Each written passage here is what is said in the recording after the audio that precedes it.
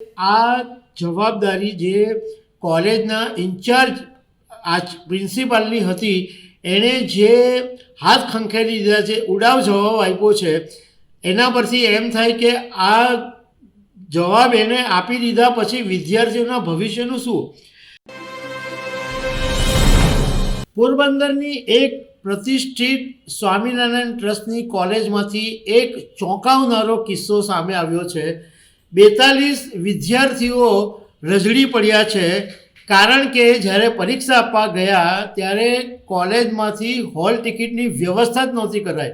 તો આ વિદ્યાર્થીઓનું ભવિષ્ય છે એ તો અંધકારમય થઈ ગયું છે, પરંતુ સાથે સાથે જે આ હોલ ટિકિટ નહીં આપવા માટે જવાબદાર છે ઇન્ચાર્જ આચાર્ય, એનું બીજું એક કૌભાંડ પણ સામે આવ્યું છે।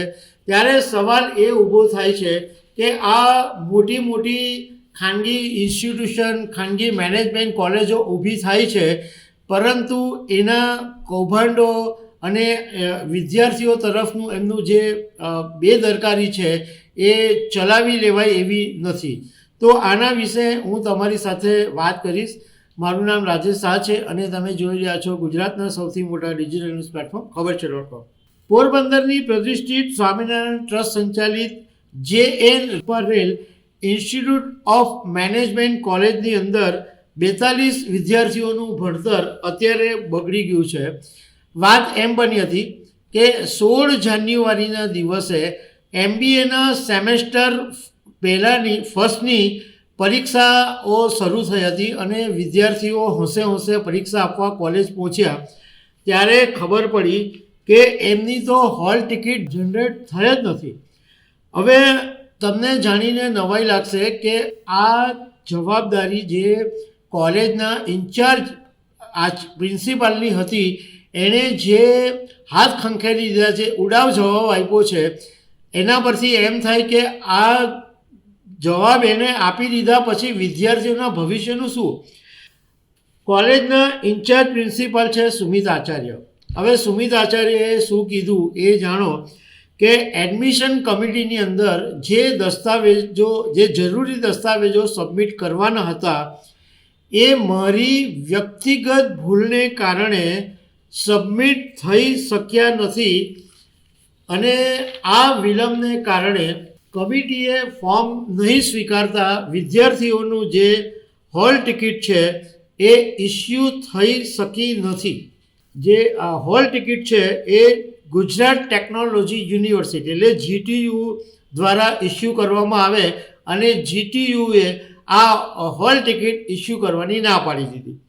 હવે GTUએ શું કીધું એ પણ તમે જાણી લો કે GTUના રજિસ્ટ્રાર KN ખેરેએ એવું કીધું કે આ સંસ્થાએ AICTE દ્વારા જનરેટ થતું ફરજિયાત એક્સટેન્શન ઓફ અપ્રુવલ સબમિટ કર્યું નહોતું અને એટલે આ કોલેજની માન્યતા મંજૂર જ નથી થઈ। તમે વિચાર કરો કે કેટલી હદે લોલમ લોલ ચાલે।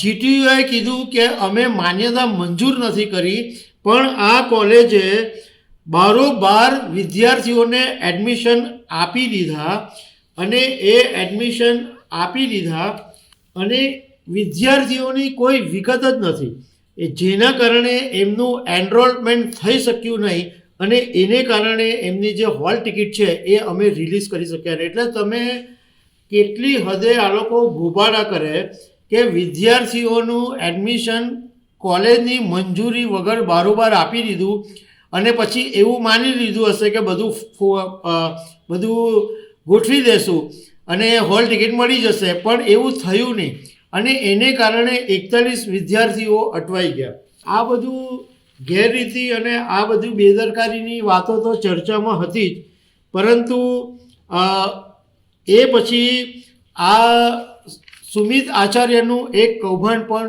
બહાર આવ્યું કે એ ગુરુકુળમાં બેસીને જે વિદ્યાર્થીઓ મેડિકલમાં ભણવા માટે વિદેશ જવા માંગતા હતા એમને 20 લોકોની પાસેથી એણે લાખો રૂપિયા લઈ લીધા અને પછી કોઈને વિદેશ મોકલ્યા નહીં અને લાખો રૂપિયાનું કૌભાંડ કર્યું હોવાનો આરોપ લાગ્યો છે।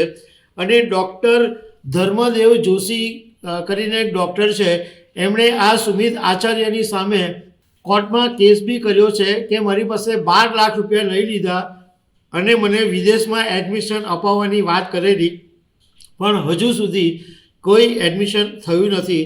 તો આ કૌભાંડી સુમિત આચાર્ય પર આ મોટો આરોપ લાગ્યો છે.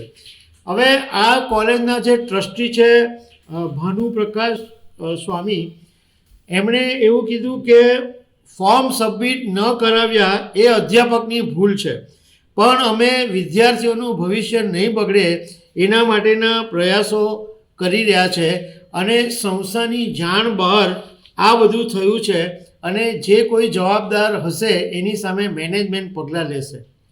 એટલે આ તો કેવી વાત કે મેનેજમેન્ટને કંઈ ખબર જ નહીં પડી કે પેલા દસ્તાવેજ જમા કરાવ્યા, મંજૂર થયું નથી, વિદ્યાર્થીઓનું ભવિષ્ય બગડ્યું, કોઈ બાબતની મેનેજમેન્ટને ખબર જ નહીં.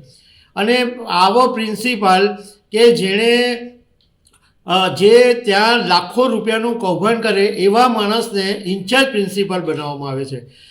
ખરેખર આપણને એમ થાય કે આવું ગુજરાતમાં જે ચાલે છે એની સામે બહુ જ કડકમાં કડક પગલાં લેવા જોઈએ. તો દર્શક મિત્રો, આવી અનેક વાતો સાથે અમે તમને મળતા રહીશું. Thank you very much.